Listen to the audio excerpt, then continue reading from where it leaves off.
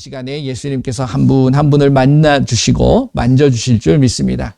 인터넷을 통해서 예배 드리시는 분들도 그 예수님이 한 분 그곳에 함께 하여 주실 것을 저는 확신합니다.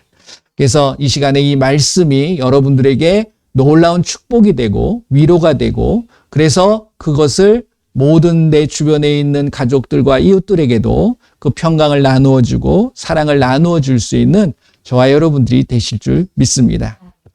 자, 제가 요즘은 계시록 말씀을 쭉 하고 있습니다.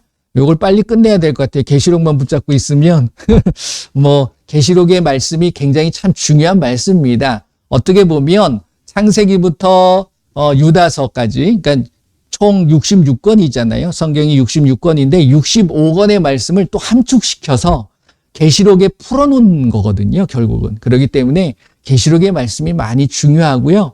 여러분들이 이 계시록을 좀 더 이해하기 쉽기 위해서는 그렇다고 해서 계시록만 읽어서는 안 되고 성경 66권이 다 필요한 거예요. 그래서 그러한 부분들을 우리가 전체적인 성경을 볼 수 있는 어떤 영적인 분별, 그렇죠, 영분별이 꼭 필요한 시대가 바로 이 시대입니다. 그렇기 때문에 말씀을 늘 가까이 하시면서 특별히 계시록의 말씀을 좀 더 이해하기 쉽게 이해하시려고 그러면 구약 성경에서는 다니엘서와 에스겔서, 그다음에 스가랴도 있는데 다니엘서와 에스겔서를 좀 중점적으로 읽으시고 그게 계시록에 풀어지거든요. 그다음에 예수님이 오셔서 마태, 마가, 누가, 요한 요 사복음서도 굉장히 필요한 부분입니다. 그래서 이 부분 특별히 요한복음을 많이 보시는 게 낫고, 그다음에 마태복음에서 24장과 25장이 이게 직접적인 연결이 돼 있어요. 뭐하고? 다니엘서와 그리고 예수님이 하신 말씀과 요한계시록의 말씀들이. 그래서 이런 부분들을 이렇게 읽어보시게 되면 훨씬 더 쉽게 이해하실 수 있는 부분들이 있습니다. 그래서 제가 이제 계시록을 말씀드리기 전에 다니엘서를 좀 말씀을 드렸던 거고, 다니엘서를 통해서 마태복음 24장에 나오는, 그리고 25장이 결국은 지금 오늘 제가 드리고자 하는 그 부분에 3장, 그러니까 4장과 5장과 10장에 대한 부분, 이 부분을 또 예수님께서 말씀해 주고 계시는 부분이에요. 그러니까 우리가 성경을 읽을 때 그 구절에만 딱 꽂혀가지고 그것만 가지고서는 전체적인 어떤 큰 그림을 볼 수는 없어요. 그래서 성경은 큰 그림으로 보실 수 있는 눈이 필요한 겁니다. 그러니까 그게 성령이 가르쳐 주시는 거잖아요. 요한복음 14장 26절 말씀을 보게 되면 예수님께서 올라가신 다음에 부활하고 승천하신 후에 누가 오세요? 성령이 오시잖아요. 보혜사, 우리를 돕는 그 보혜사 성령이 오셔서 결국 무엇을 알게 해주시냐면 예수님에 대해서 가르쳐 주시고 예수님이 하신 모든 말씀들을 생각나게 하시는 거예요. 그러니까 결국 말씀에 대한 부분. 그러니까 요한계시록 1장 1절에 처음에 뭐라고 그럽니까? 누구의 계시래요? 예수 그리스도의 계시다라는 말씀을 하십니다. 계시라는 게 다른 게 아니라 앞으로 일어날 일에 대한 것을 예수님께서 말씀해 주신 거죠. 특별히 누구한테? 그 시대의 요한한테 말씀을 해 주셨는데 2절을 보게 돼 1절 2절을 보게 되면 그 부분이 요한만 특정해 놓은 것이 아니라 요한을 통해서 모든 믿는 자들에게 말씀하고 계시다는 것을 알고 계셔야 되는 거예요. 그래서 그 말씀을 읽고 듣고 지키는 자가 복이 있다라고 예수님께서 말씀하고 계시는 부분입니다. 자, 오늘은 계시록 3장, 4장, 10장을 대해서 말씀을 좀 드리려고 그래요. 그래서 계시록을 한번 펴보시고 계시록 3장 다 읽지는 않겠습니다. 제가 설명을 해드리는 게 아니라 제가 지난주에는 특별히 이제 라오디게아 교회에 대해서 말씀을 드리면서 그걸 통해서 제가 무엇을 말씀을 드렸죠? 결국 우리의 삶에 그 라오디게아 교회는 민주주의와 다원주의와 세속주의가 들어와 있다라는 거예요. 그것을 우리에게 이제 말씀해 주시는데 그 속에서 내가 무엇을 분명하게 찾아야 되냐면 확실한 주체를 찾아야 되는 거예요. 그러니까 내가 신앙생활을 할 때 분명히 저와 여러분들은 누구를 믿는 겁니까? 예수님을 믿는 거예요. 그러면 예수님이 나에게 무엇이 되느냐에 대한 확실한 정체성이 있어야 된다라는 거죠. 그러니까 내 필요할 때 나한테 도움을 주는 그냥 도우미로 끝나는 거냐? 나의 모든 것이 되시는 분이냐? 이게 필요하다라는 겁니다. 신앙생활을 할 때. 그렇잖아요. 그래서 예수님이 나의 무엇인 삶, 주인인 삶을 사는 것이 중요하다. 이런 것들이 결국 계시록을 통해서 말씀해 놓고 계시는 거예요. 그래서 그 주인이 지금 어디 계십니까? 주인 되시는 그 예수님이 어디 계시죠? 천국에 계시는 거죠. 내 마음에도 있지만 나와 함께 하고 계시지만 천국에 가 계셔서 거기서 뭐 하고 계세요? 우리 올 것을 기다리고 계시면서 우리가 살 곳을 처소를 예비하고 계시는 거예요. 그러니까 가시게 되면 뭐 똑같은 공간에 거기에 뭐 사람들이 모여가지고서 그냥 있는 것이 아니라 각자의 처소가 준비되어져 있는 거죠. 근데 그 처소가 어떤 사람은 멋있을 수도 있고 화려할 수도 있고 어떤 사람은 초라할 수도 있는, 초라하다라는 개념이 우리 세상적인 기준에 가지고서 초라하다라는 게 아니라 천국의 기준으로, 그 천국이 정말 아름다운 곳이잖아요. 근데 우리가 이 땅에서 정말 예수님을 위해서 최선을 다하고 생명의 면류관뿐만이 아니라 영광의 면류관까지 얻을 수 있는 그런 일들을 이 땅에서 할 수 있다 그러면 천국에서도 거기에 합당한 집들과 상급이 준비되어져 있는 거죠. 자, 그런 것들을 우리가 이제 분명히 계시록을 통해서 말씀해주고 계시는 부분입니다. 그래서 이 4장을 보게 되면 4장, 5장, 그리고 이제 10장에 대한 말씀을 드리는데 계시록을 제가 맨 처음에 말씀을 드릴 때 기억하셨으면 좋겠어요. 다시 한번 해보게 할 텐데 잃어버리지 말아야 될 가장 중요한 핵심이 하나 있다라고 말씀을 드렸습니다. 그렇잖아요. 계시록은 뭐라고 그랬죠? 우리에게 재앙과 두려움을 갖다 주는 것이 아니라 축복이다. 그리고 그 예수님을 발견하는 것이에요. 그리고 이것을 풀어가는 데 있어서 예수님만을 내가 바라보고 나아가면 모든 게 해결되는데 요 예수님을 바라보지 못하도록 방해하는, 회방하는 세력이 있다. 그게 누구다?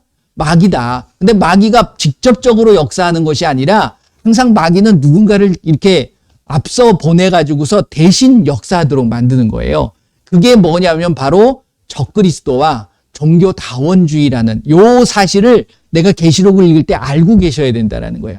그래서 계시록 1장, 계시록은 세 부분으로 나눠진다라고 그랬잖아요. 서론과 본론과 결론으로 나눠진데 서론적인 부분이 바로 1장과 2장, 3장과 제가 이제 오늘 드리고자 하는 4장, 5장, 10장에 대한 부분이라는 거죠. 1장은 계시록의 축복에 대한 말씀이고 2장, 3장은 계시록이 어떻게 이 시대에 하나님께서 어떤 계획을 가지고 풀어가실 것이냐, 그것을 7교회를 통해서 보여주고 계시는 부분이에요. 그리고 그것을 통해서 우리가 결국 이 서론적인 부분은 계시록의 축복에 대한 부분이거든요. 결국 내가 축복을 받는다는 게 저와 여러분들이 예수님을 믿고 어디를 가는 거예요? 천국을 가는 거다. 그렇기 때문에 그 부분을 지금 서론적인 부분에서 풀어주고 있는 거예요. 그 다음에 본론은 뭐라고 그랬죠? 이제 이것이 믿는 자들에겐 축복이지만 믿지 않는 자들에겐 재앙이 될 수 있는, 즉 어떤 환난에 대한 부분이 나온다는 거죠. 그 다음에 계시록은 비밀이 있다라고 그랬죠. 몇 가지의 비밀? 4가지의 비밀이 있다라고 그랬습니다. 기억나시는가요? 첫 번째가 별의 비밀, 촛대의 비밀, 그 다음에 짐승의 비밀, 음녀의 비밀. 요 4가지의 비밀을 알면 계시록은 그냥 다 풀어지는 거죠. 그 다음에 이제 마지막 결론적으로 뭐예요? 천국에 예수님이 오셔서 이제 심판하시는 거야. 누굴 심판할까요? 믿는 자를 심판하는 게 아닙니다. 안 믿는 자. 믿는 자들에겐 뭘 주어주기 위해서 상급에 대한 부분을 예수님께서 이제 나눠주는 거고, 믿지 않는 자들을 심판하시겠다라는 말씀이 결국 계시록의 부분들이죠, 결국은.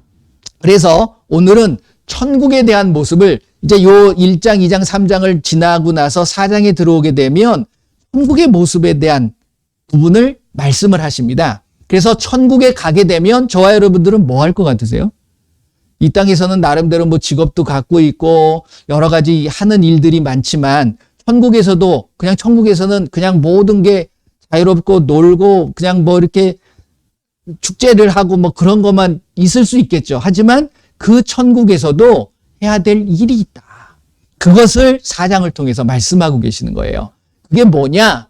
자, 4장을 다 뭐 안 읽어보시는데 제가 이제 중점적인 핵심적인 것들만 좀 말씀을 드리게 되면 4장은 3절서부터 11절까지 보게 되면 어떤 이야기를 하게 되냐면 천국의 모습을 보여주시면서 천국에서 뭐 한다? 예배한다. 그러니까 천국에 가게 되면 저와 여러분들이 예배의 삶이 돼야 돼요.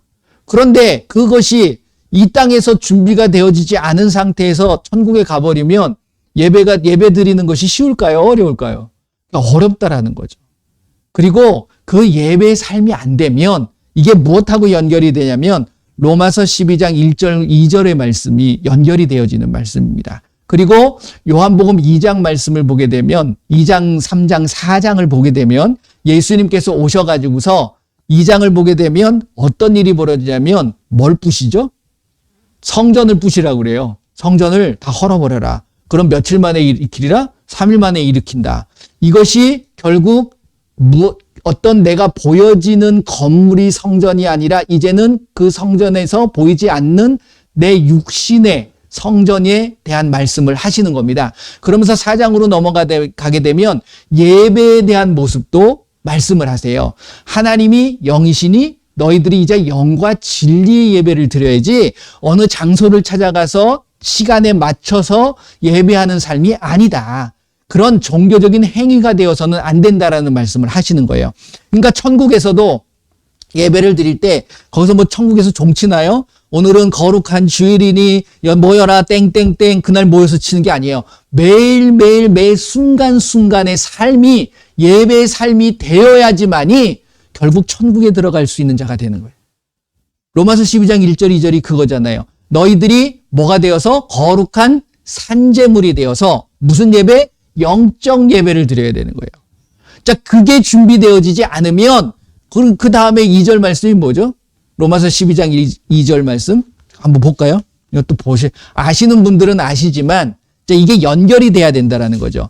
지금 계시록 4장에 천국에 가서 그 천국에서 뭘 해야 된다고요? 예배의 삶을 살아야 된다. 그러면 이것이 꼭 필요하다라는 거죠. 자, 12장 2절 말씀 한번 같이 읽어보겠습니다. 시작.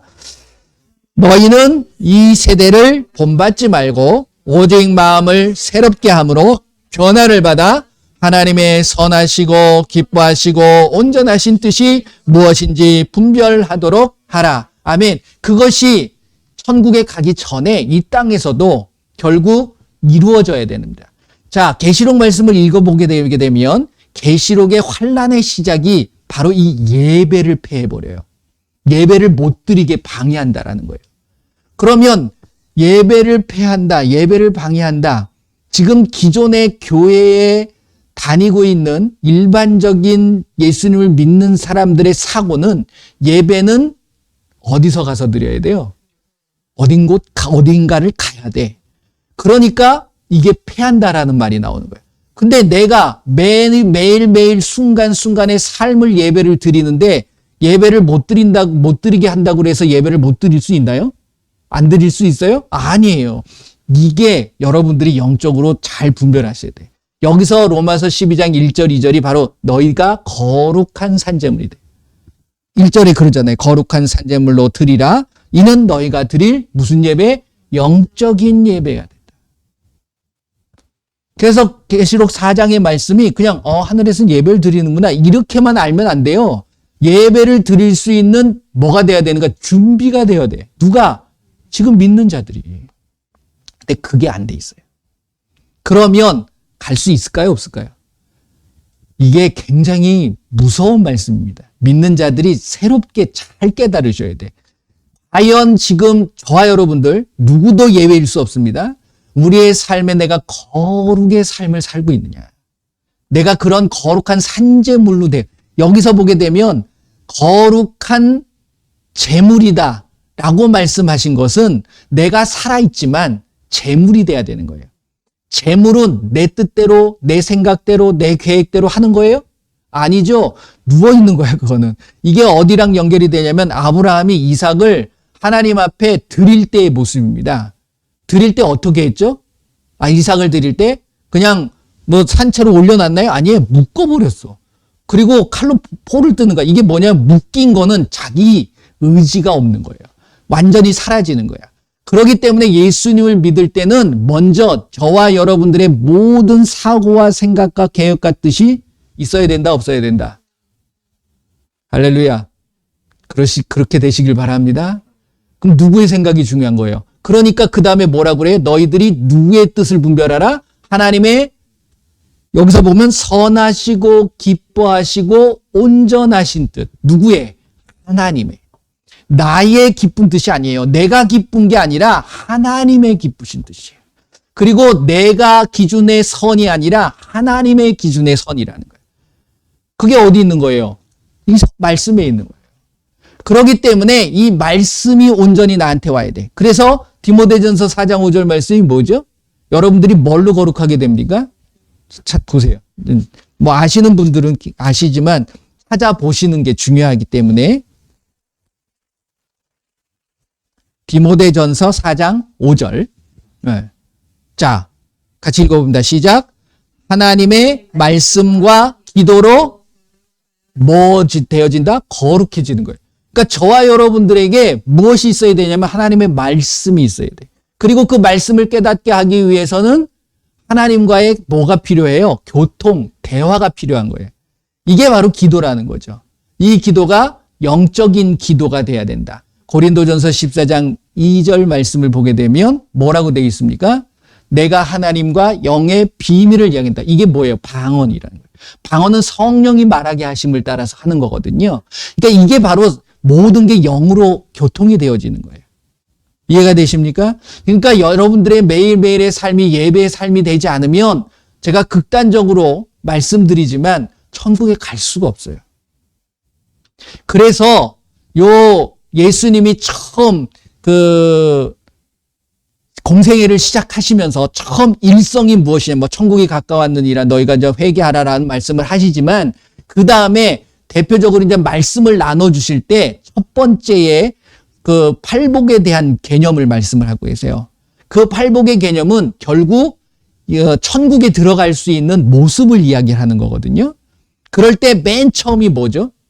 마태복음 5장 2절부터 나오죠. 그랬을 때 보게 되면 심령이 가난한 자는 복이 있나니 천국이 저희 것이며. 그러니까 여기서도 무슨 것에 대한 말씀이에요? 영에 대한 말씀이에요. 심령이라는 게 마음에 대한 부분이잖아요. 그러니까 우리의 마음에 대한 부분이 결국 이게 영적인 부분이 돼야 된다는 거지. 내 계획, 내 생각을 가지고 가면 안 돼요. 내 거는 다 심령이 부유한 자, 가난한 자 없어야 돼. 그랬을 때 비로소 무엇을 소유할 수 있다는 거예요?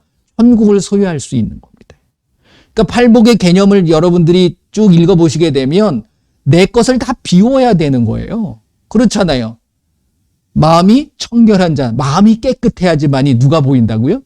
하나님이 보이는 거예요. 이 결국 영적인 분별이 굉장히 중요한 부분을 이야기를 하고 있는 겁니다. 이게 4장의 개념과 4장 5장에 대한 부분도 마찬가지예요. 자, 계시록 5장을 가보게 되면, 자, 계시록으로 다시 넘어가시게 되면 4장은 예배에 대한 모습을 보여준다고 그랬습니다. 그런데 5장을 보게 되면 무슨 이야기가 나오냐면 여기서 이게 결국 계시록에 대한 책의 두루마기라는 것을 이야기를 하는데 여기서 중요한 것이 이제 1절을 한번 보세요. 5장 1절 계시록입니다. 계시록 5장 1절을 보면 같이 읽어볼게요.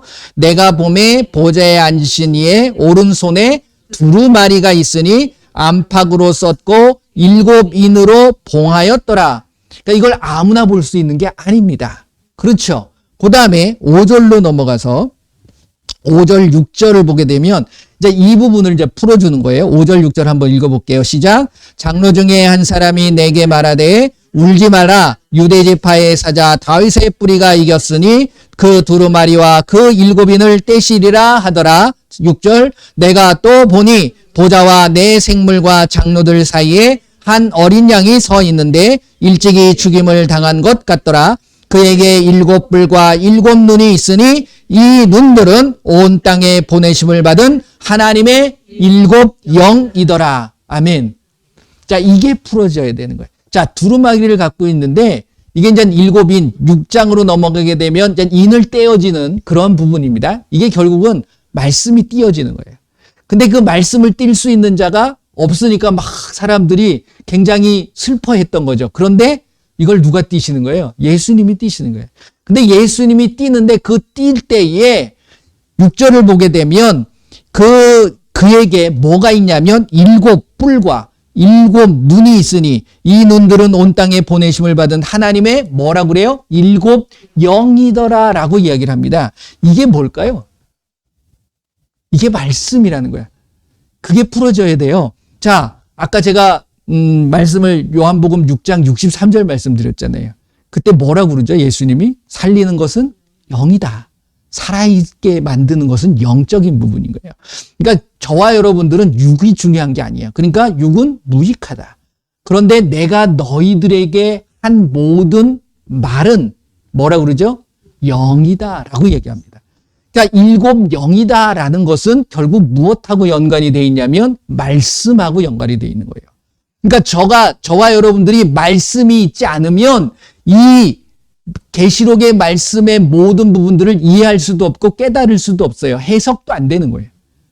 그런데 그 하나님 예수님의 말씀이 내게 있으면 결국 이 모든 말씀들이 어떻게 되어진다? 떼어져서 그것을 이해할 수 있고 내가 깨달을 수 있다라는 말씀을 하고 계시는 거예요.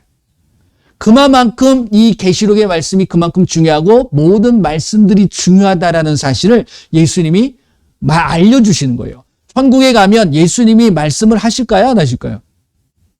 예수님은 아무 소리도 안 하고 계실까요? 아니에요. 예수님과 끊임없는 많은 대화들이 있을 겁니다. 그게 곧 기도예요. 그렇잖아요. 여기서 이야기하는 기도입니다. 이게 보게 되면 예배를 드렸을 때 그 10장에 나오는 게 그게 10장을 보게 되면 여기도 10절, 11절 말씀을 읽어보세요. 여기는 이제 뭐 나팔에 대한 부분도 나오긴 하는데 결국 여기서 이야기하고는 10장에서 이야기하고 있는 것은 이겁니다. 10절, 11절 같이 읽어볼게요. 내가 천사의 손에서 작은 두루마리를 갖다 먹어버리니 내 입에는 꿀같이 다나 먹은 후에 내 배에서는 쓰게 되더라. 그가 내게 말하기를 내가 많은 백성과 나라와 방언과 임금에게 다시 예언하여야 하리라 하더라. 이게 뭘까요? 이게 바로 이제 제가 그런 말씀들 계시록을 말씀을 드릴 때에 계시록의 말씀 이전에 있는 모든 말씀들은 다 이루어진 말씀들이에요.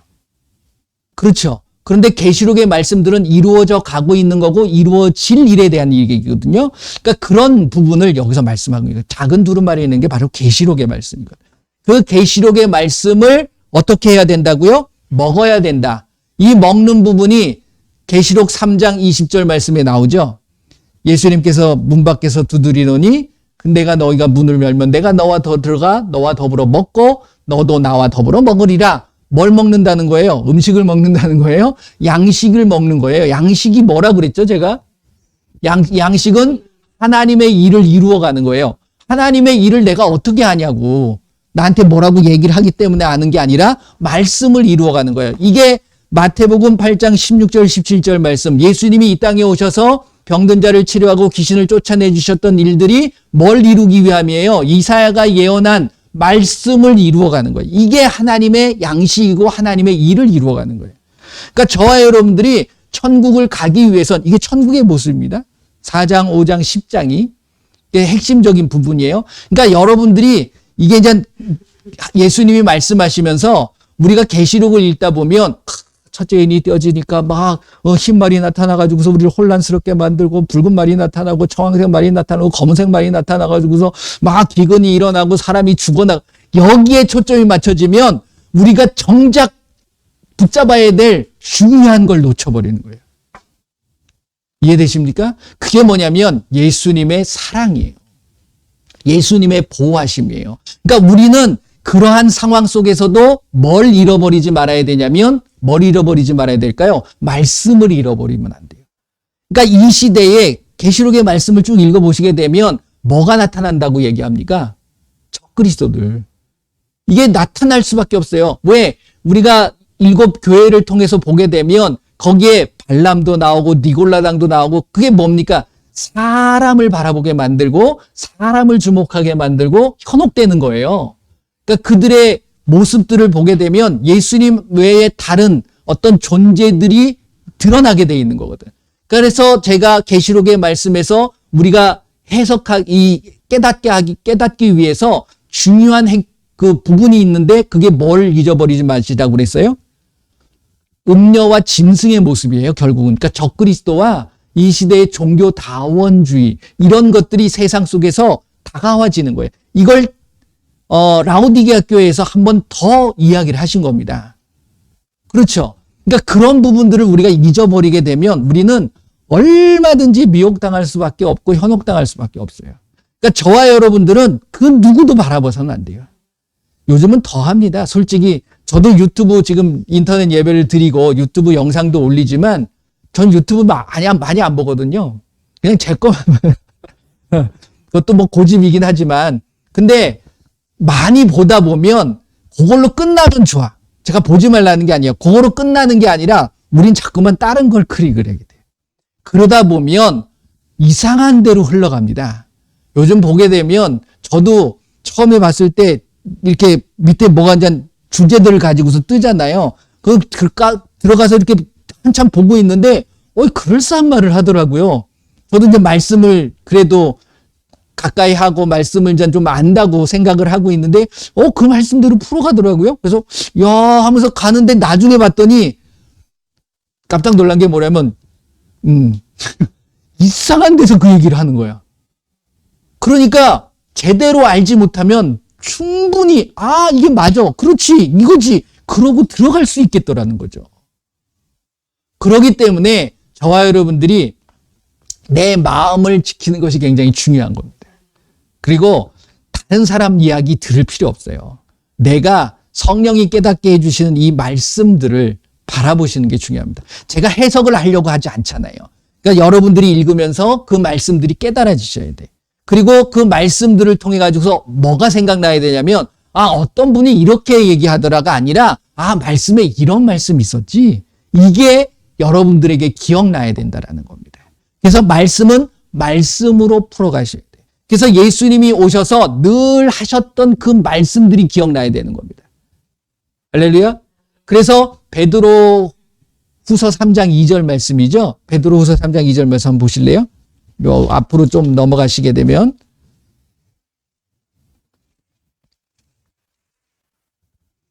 자, 베드로 후서 3장 2절 같이 읽어봅니다.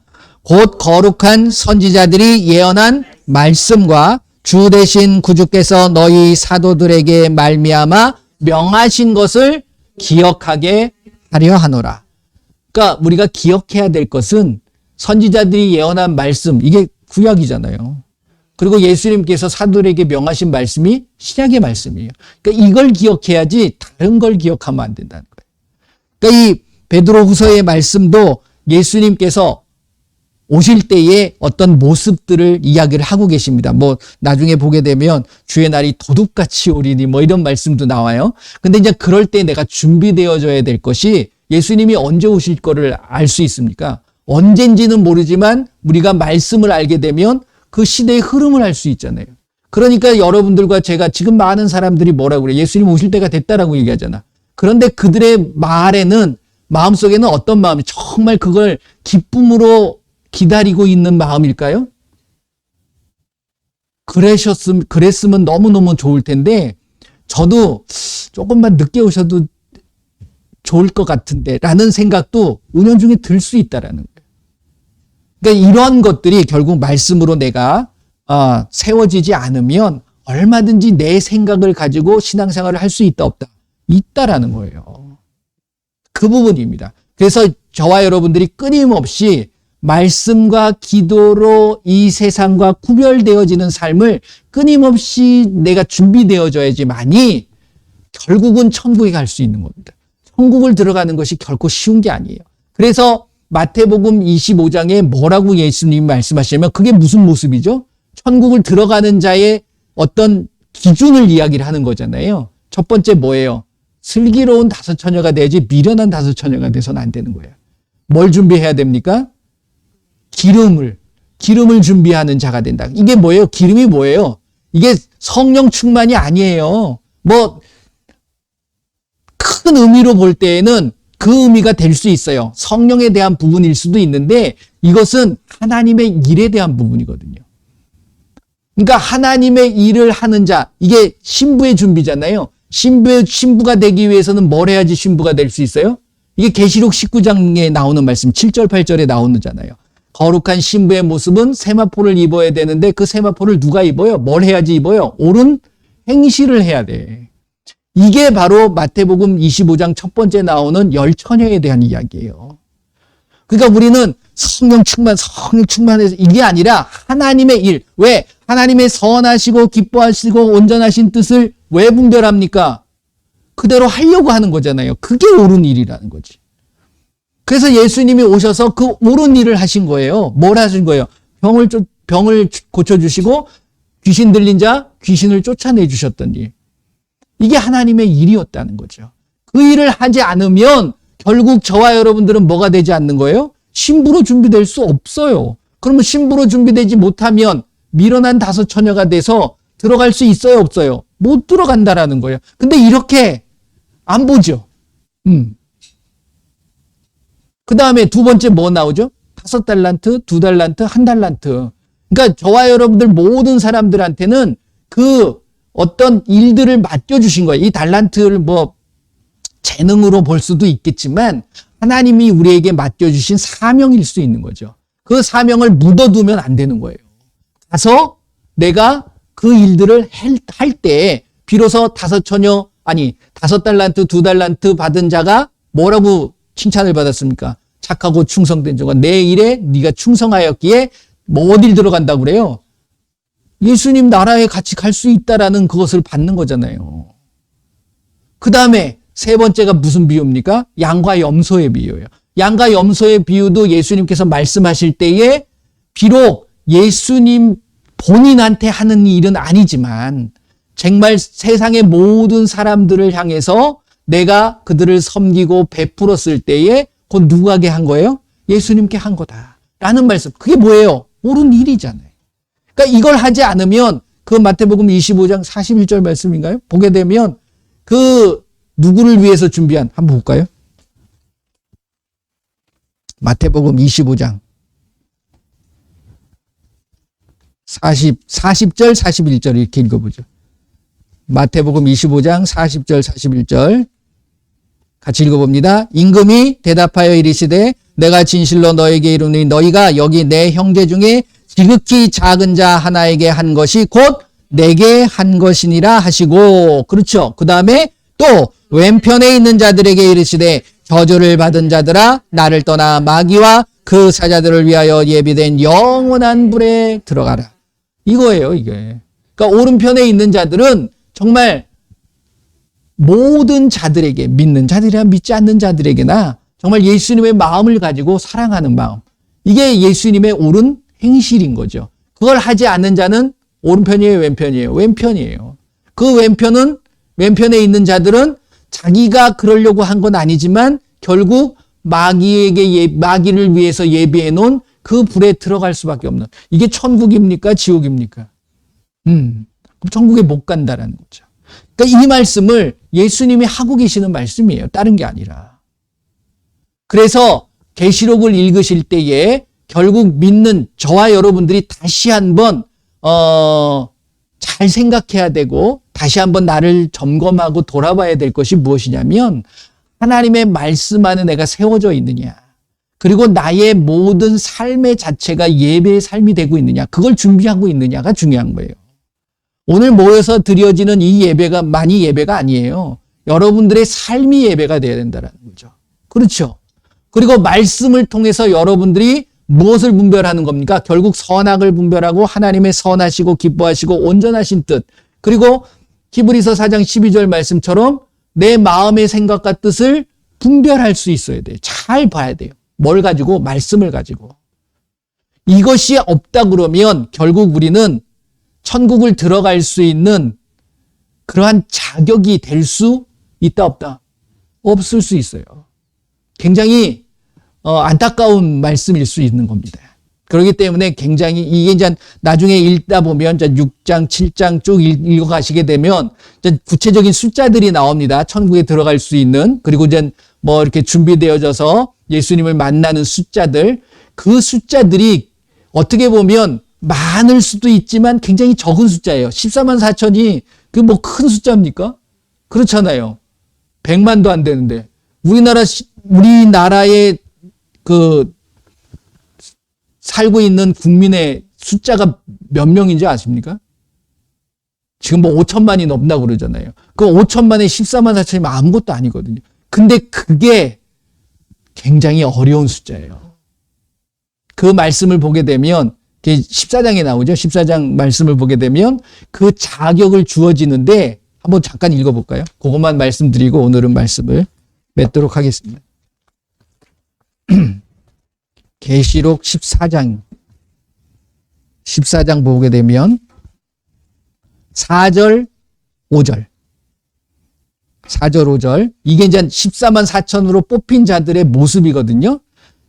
계시록 14장 4절 5절 같이 읽어봅니다. 이 사람들은 여자와 더불어 더럽히지 아니하고 순결한 자라 어린 양이 어디로 인도하든지 따라가는 자며 사람 가운데 속량함을 받아 처음 익은 열매로 하나님과 어린 양에게 속한 자들이니 그 입에 거짓말이 없고 흠이 없는 자들이더라. 아멘.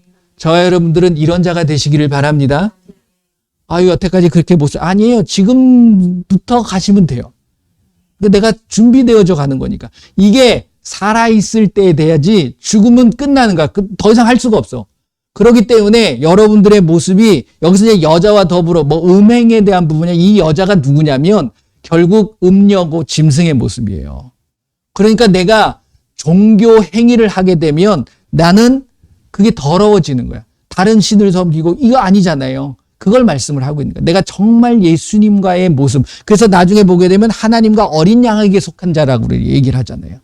그러니까 다른 곳에 기웃기웃하고 타협하고 이렇게 되어서는 안 된다라는 거죠. 그리고 순결한 자다. 그 다음에 중요한 게 어린 양이 어디로 인도하든지 따라가는 자예요. 내 생각이 있으면 따라갑니까? 안 따라갑니까? 안 따라가죠. 예수님 그거 아닌 것 같은데요? 난 여기 같은데? 이럴 수 있다는 그게 안 돼요. 그러니까 이게 갈라디아서 2장 20절 말씀 잘 하시잖아요. 여러분들이 죽어야 돼요. 완전히 나는 죽어야 돼요. 그런 자가 결국 하나님과 어린 양에게 속한 자고 그 다음에 그 입에 뭐가 없어야 된다고요? 거짓말이 없어야 돼요. 그 다음에 요게 참 애매하긴 한데 이게 모든 걸 통틀어서 내 안에 흠이 없어야 되는 거야. 그래서 요한계시록 22장 14절 말씀을 보게 되면 자기 두루마기를 계속해서 빨아야 되는 거야. 그러니까 뭔가 더럽거나 흠이 생기면 안 된다라는 거죠. 이런 부분들을 우리가 늘 살필 수 있으셔야 되는 거예요. 신부되기가 쉬운 게 아닙니다. 이 14만 4천으로 준비되어지는 게. 그래서 어떤 분은 요거는 귀담아 들으실 필요 없어요. 뭐 성경에 나와 있는 말씀은 아니고 이거는 어떤 많은 분들이 그렇게 얘기하시는데 저도 그럴 수도 있겠다라는 생각이 들어요. 왜 그러냐면 이 14만 4천이 준비돼야지 예수님이 오시는 거거든.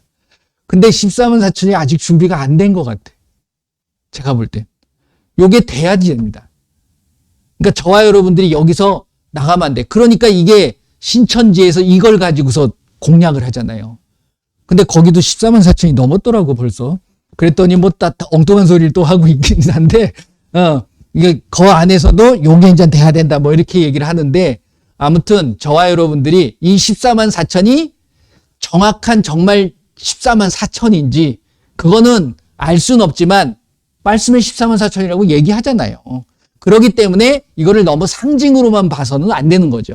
그래서 이 처음 익은 열매로 준비되어질 수 있는 모습이 될 때 저와 여러분들은 예수님을 만날 때에 부끄러움 없이 만날 수 있는 부분입니다.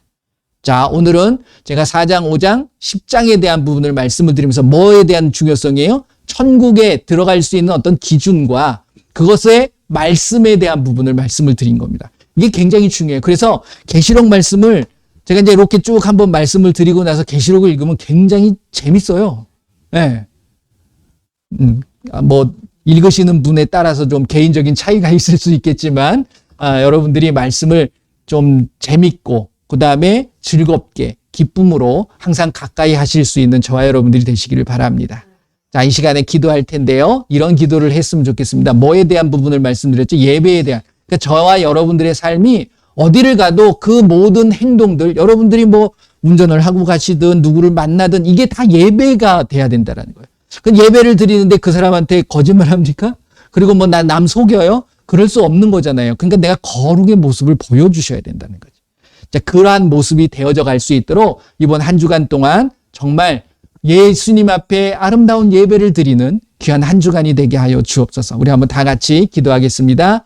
예수님 감사합니다. 이 시간에 우리가 이때에 준비되어져야 될 우리의 모습들, 거룩한 산제물이 되어 영적인 예배의 삶이 될 수 있도록 저희들을 붙잡아 주시옵소서.